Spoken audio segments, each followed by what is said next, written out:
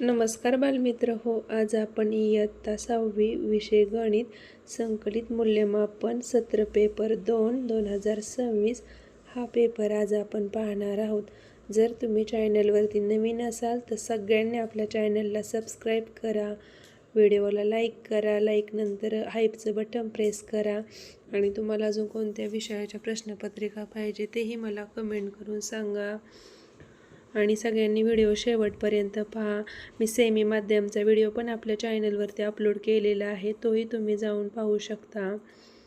चला तर मग व्हिडिओ शेवटपर्यंत पहा आणि हीच प्रश्नपत्रिका तुम्हाला पेपरसाठी असणार आहे, तर हिचाच व्यवस्थित असा अभ्यास करा आणि पेपर छान लिहा।